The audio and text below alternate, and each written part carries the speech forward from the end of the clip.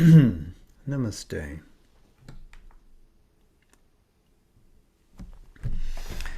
So, light. You probably know Sri Aurobindo's beautiful poem, Light, Endless Light. We're in that season. A couple of weeks ago, it was Durga Puja, and now we're in the days around Diwali. I guess Diwali officially in our time is on Tuesday.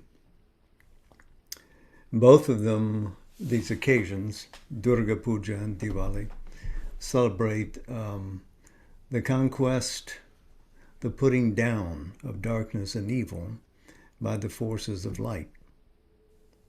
In one case, the Divine Mother in the form of Durga, and in this case, Krishna, or at least this is one of the great legends associated with this event.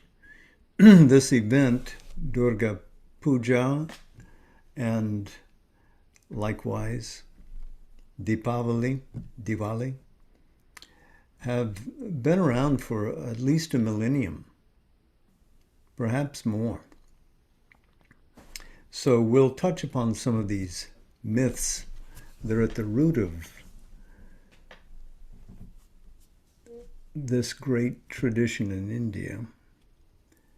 And note that Sri Aurobindo often uses the available mythology of India to illustrate his philosophic views, to provide depth to them, to use them as storytelling techniques to convey something that might be abstruse in terms of rationality, but we get the meaning when it comes to us as a story.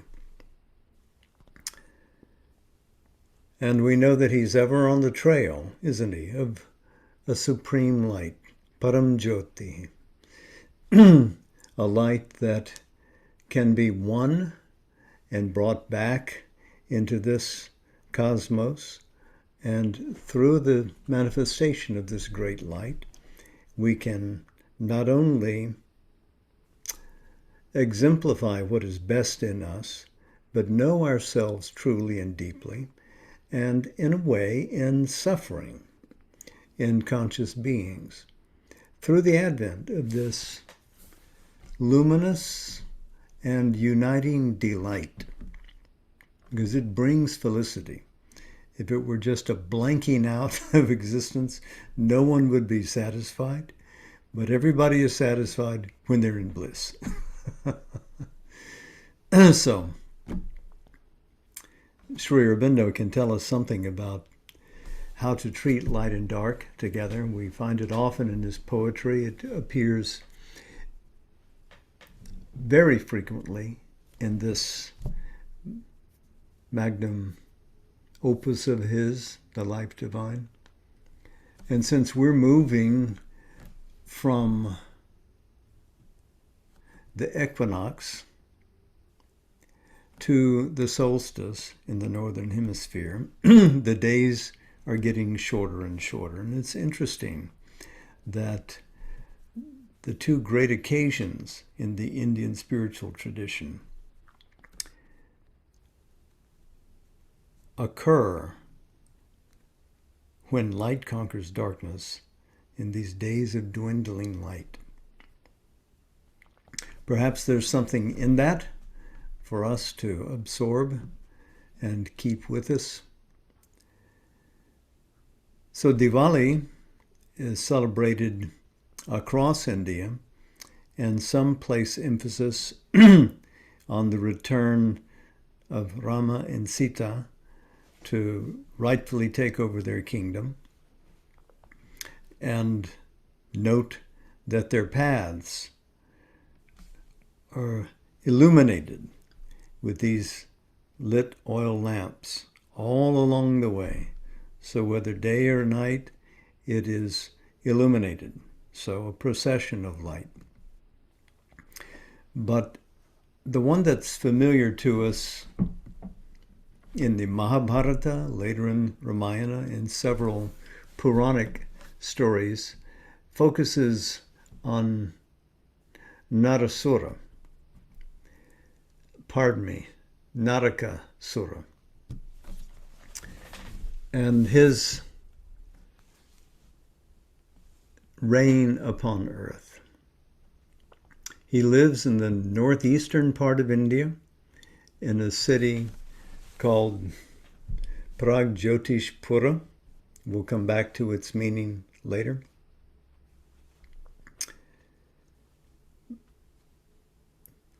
But Naraka has somehow, through his fierce and terrific tapasya, and you know how important tapasya is to gaining power and to gaining knowledge, he gains great power through the force of his austerities and takes over kingdom after kingdom after kingdom.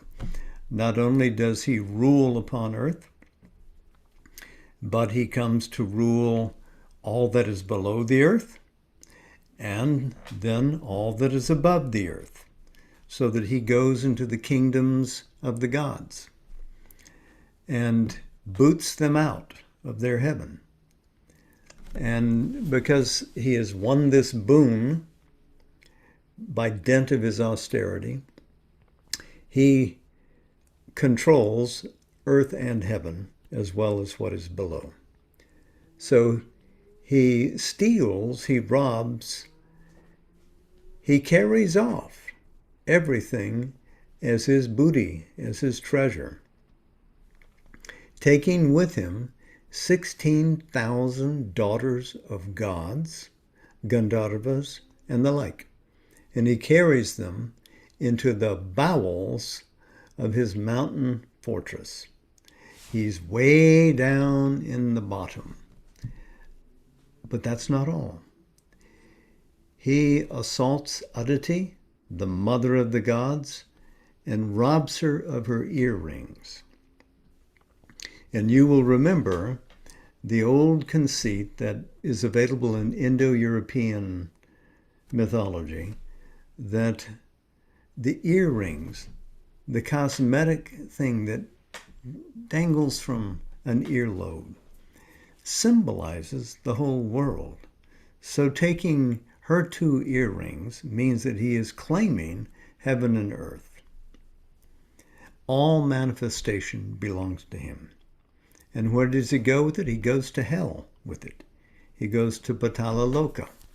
And he, at the base of Pragjyotishpura, he sets up camp. These 16,000 maidens must not reach their fruition. They must remain pent up as potencies, powers, shaktis that cannot be released into the world. So this throws the gods not into dismay merely, but into fury. And they're looking for someone to be their champion. And at least according to one version of this myth, Krishna is already on earth and he's in Dwarka. So Indra, the king of the gods, approaches him and says, "Can you help? Can you confront this demon and take this from him?" He is not simply Naraka, the one who's in charge of hell, but he's Naraka Asura, Narakasura. Now he's a demon.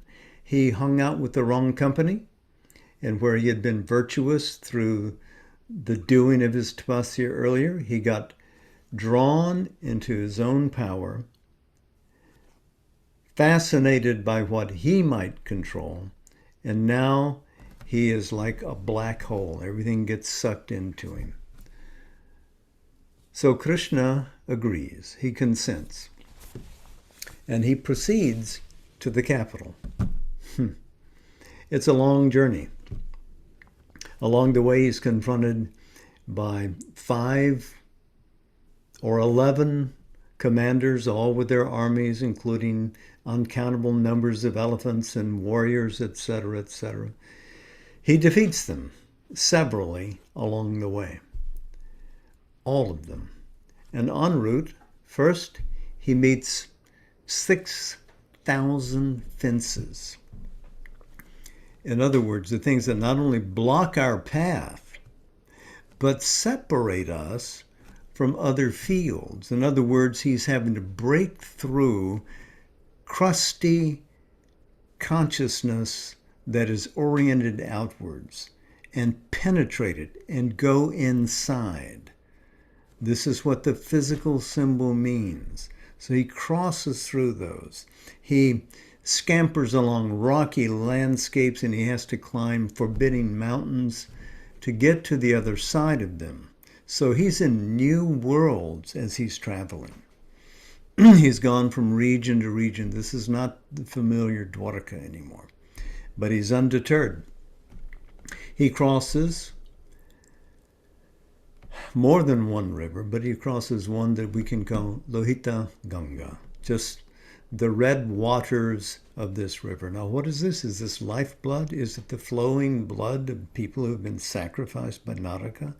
Because he, by now, knows that Krishna is coming for him. And he digs in. He waits.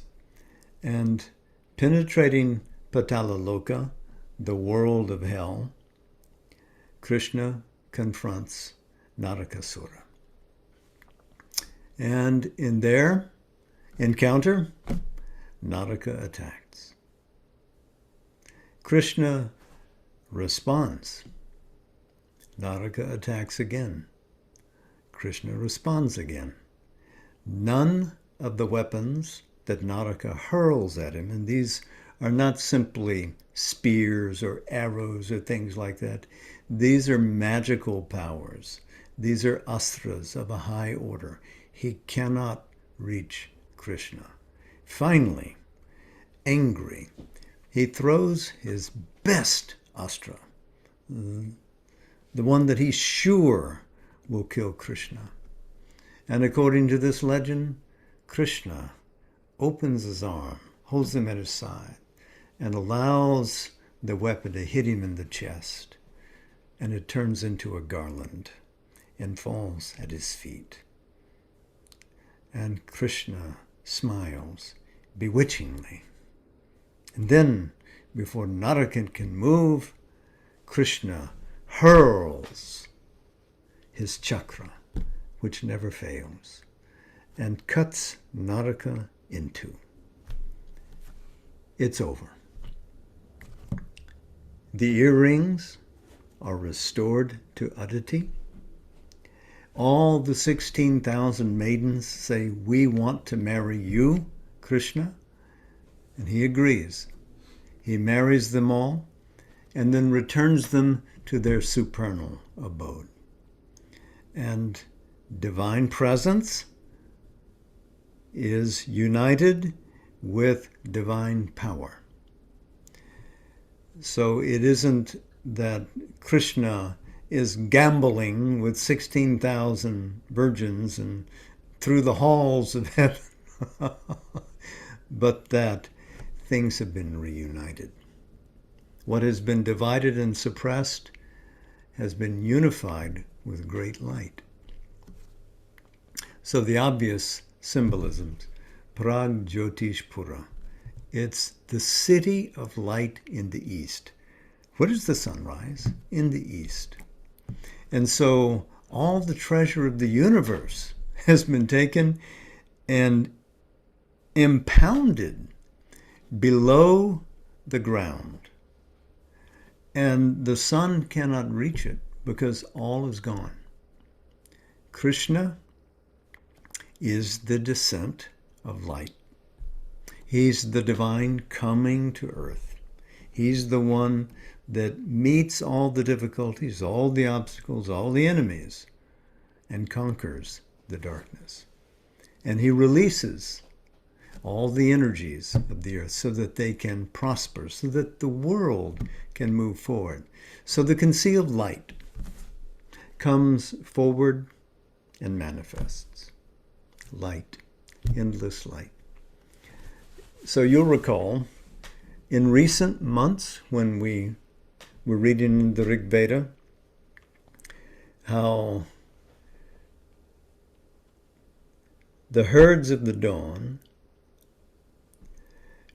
were hidden in the cave of Vala, and Indra had to go there. Above, he fought the dragon in the skies and released the waters, one great myth. Below, he penetrated into the mountain keeps and found, through his able assistant, Sarma, the hound of heaven. She dove through those many, many labyrinthine caves and their tunnels and reached the cows, came back and reported, and he chanted the magic words, the word, capital W, and out came the cows. Now, in some of the myths, Indra did not destroy those around Vala. He said, go. He let them live, but they had to leave. They could no longer pen up the cattle of light. The rays of the dawn then manifested, and the world went forward. So, the root obstacle in the Veda, and here in this myth, is overcome. The perpetual no is defeated, and there's finally a yes. And because there's a yes, and because there's light, harmony is restored. So chaos gives way to cosmos, to borrow from the Greek, and the divine's will rolls on. The universe continues. So it's a myth, but it captures some sense of the universe's ontological, actual construction, what it is, what it's made of, and how it's layered, and also what direction there might be. According to these myths, once freed, these lights get to manifest, and joy and bounty come back to the earth, no longer suppressed. So Sri Aurobindo, like all great thinkers, resorts to myths from time to time, because that's how we tell the stories best. But looking at his advancing and integral view, the contest between light and dark is not dualistic. It's not like they're equal powers. Darkness is a subdued, ignorant, restricted form of conscious being. It cannot be devoid of divine presence. It is there within it. Even darkness has a hidden light in it. And this is something that Indo-European myth recognizes. We may have reason to come back and talk about Indo-European myth in its larger framing, because this idea of an original darkness, of a foreboding chaos, which has to be penetrated by a descending figure of light who can, in a sense, separate the firmaments and create a heaven, create an earth, like Indra does in the Veda. He holds one up, pushes the other down, and therefore we have a functioning cosmos. This is part of what they call a Laurasian mythology. These are the myths that came out of Africa. Those myths that remained in Africa and never left don't have that. They don't have this creation out of darkness. They don't have an eventual war and a declining civilization that ends in a terrible finale. Instead, there is a Father Heaven, a Mother Earth, and a great ocean, and people mess things up, but there is no end necessarily. So there may be some greater felicity in the oldest myths that we don't have as part of ours that went through Europe on this invasive swing.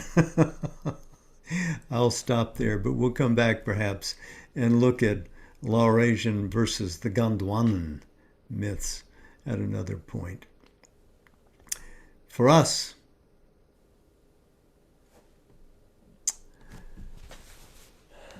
darkness conceals light. And its opposition we have to meet in ourselves, in our world, in the things that motivate us, in the things that enlighten us. And we must reunify.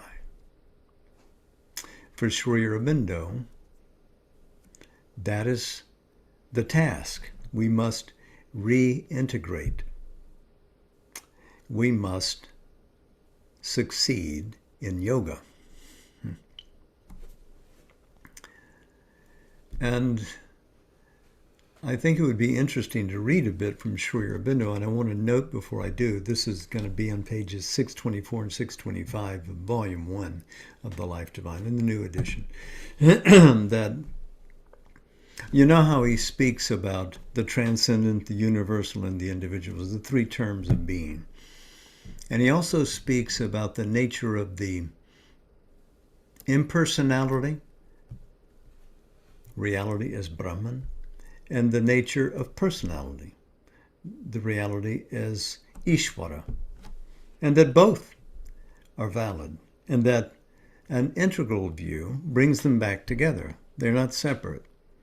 But what that means to us, as a sort of takeaway, is that his view of the cosmos and its many levels and the many forces that are active in the cosmos and the people that are active in humanity are all symbols of that greater range of being, that all those things are real. Therefore, the cosmic forces can be seen as persons.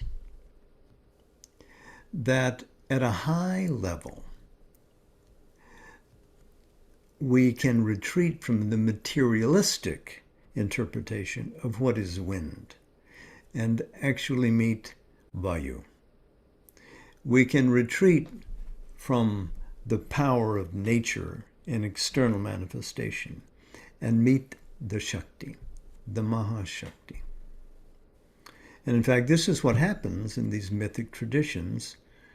We were at a point a couple of weeks ago in early October with Durga Puja, and we're in that frame now where we see cosmic forces in conversation with each other. No, no, no, you may not do that. If I have to take your playthings away from you, I will, but you will not do that. So let me go to page 624. As earlier I threatened to do.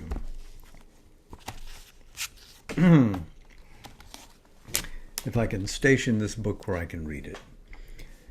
It was, for a long time, held by the human mind as a traditional knowledge that when we go beyond the material plane, these things are found to exist there also in worlds beyond us.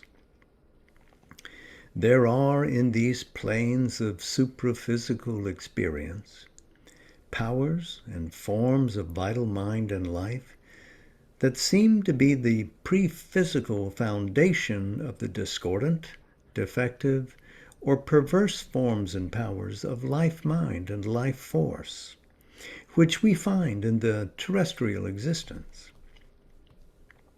There are forces, and subliminal experience seems to show that there are supraphysical beings embodying those forces that are attached in their root nature to ignorance, to darkness of consciousness, to misuse of force, to perversity of delight, to all the causes and consequences of the things that we call evil. These powers, beings, or forces are active to impose their adverse constructions upon terrestrial creatures. Eager to maintain their reign in the manifestation, they oppose the increase of light and truth and good, and still more, are antagonistic to the progress of the soul towards a divine consciousness and divine existence.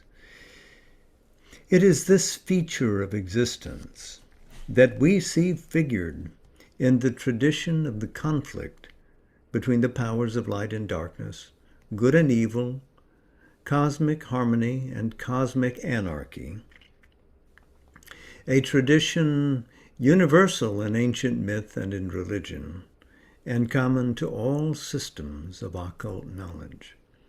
By the way, this chapter is The Origin of Falsehood and Evil. Let's go forward a little bit more. The theory of this traditional knowledge is perfectly rational and verifiable by inner experience. And it imposes itself if we admit the superphysical and do not cabin ourselves in the acceptation of material being as the only reality. As there is a cosmic self and spirit pervading and upholding the universe and its beings, so too there is a cosmic force that moves all things. And on this original cosmic force depend and act many cosmic forces that are its powers or arise as forms of its universal action. Whatever is formulated in the universe has a force or forces that support it, seek to fulfill or further it, find their foundation in its functioning, their account of success in its success and growth and domination, their self-fulfillment, or their prolongation of being in its victory or survival. As there are powers of knowledge or forces of the light, so there are powers of ignorance and tenebrous forces of the darkness, whose work is to prolong the reign of ignorance and inconscience. As there are forces of truth, so there are forces that live by the falsehood and support it and work for its victory. As there are powers whose life is intimately bound up with the existence, the idea, and the impulse of good, so there are forces whose life is bound up with the existence and the idea and the impulse of evil. It is this truth of the cosmic invisible that was symbolized in the ancient belief of a struggle between the powers of light and darkness, good and evil for the possession of the world and the government of the life of man. This was the significance of the contest between the Vedic gods and their opponents, sons of darkness and division, figured in a later tradition as Titan and giant and demon, Asura, Rakshasa, Pishacha. The same tradition is found in the Zoroastrian double principle, and the later Semitic opposition of God and his angels on one side, and Satan and his hosts on the other. Invisible personalities and powers that draw man to the divine light and truth and good, or lure him into subjection to the undivine principle of darkness and falsehood and evil. I think that's sufficient. Remember, he does not accept this dualism, this Manichaean division between light and dark. For Sri Aurobindo, there is finally light, as he demonstrates in his epic poem, Savitri. Oh, and by the way, this was my bookmarker tonight.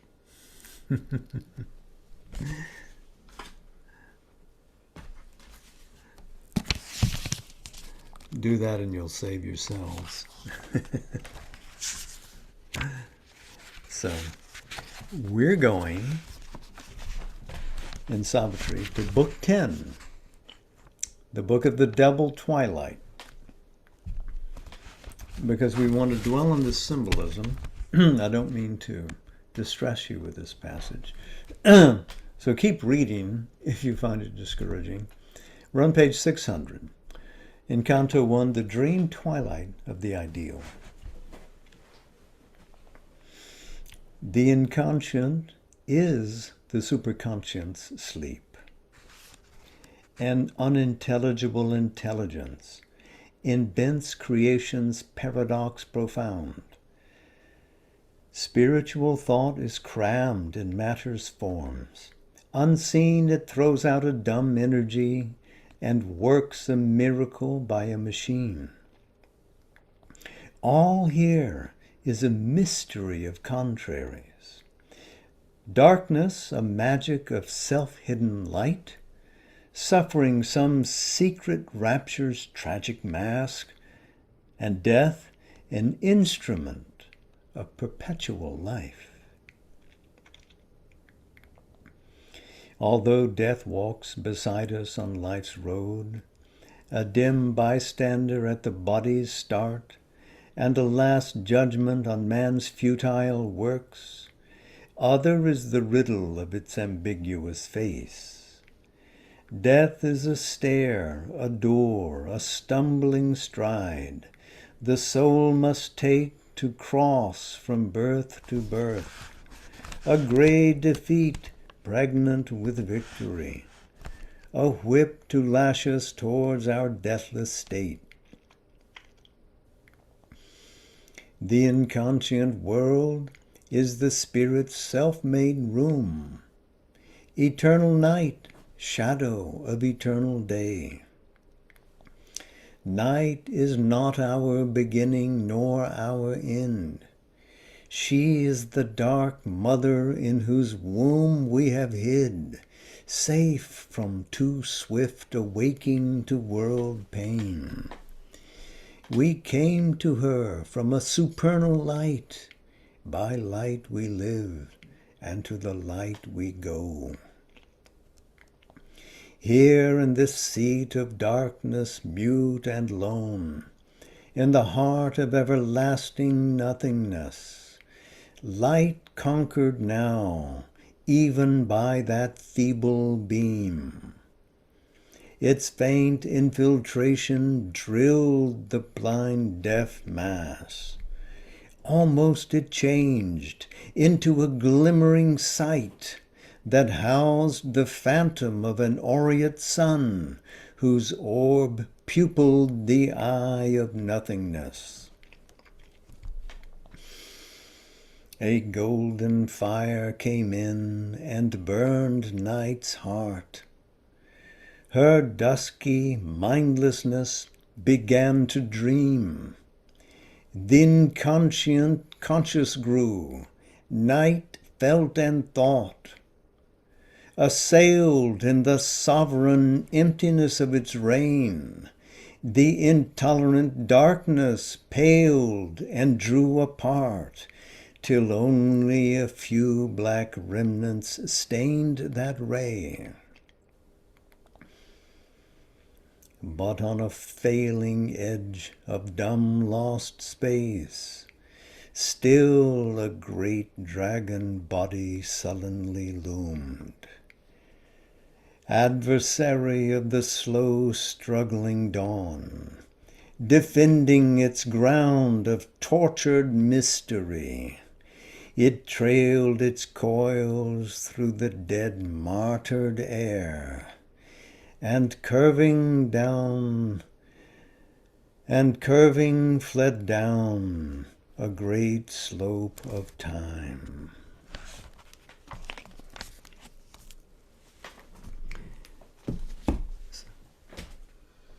Namaste, Jai Ma.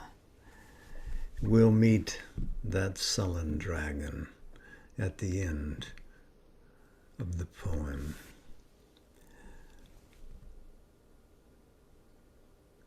thank you for coming.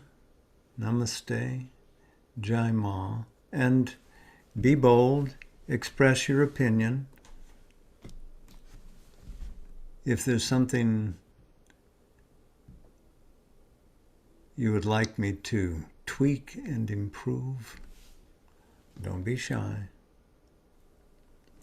Much love to you all. Namaste. Jai Ma.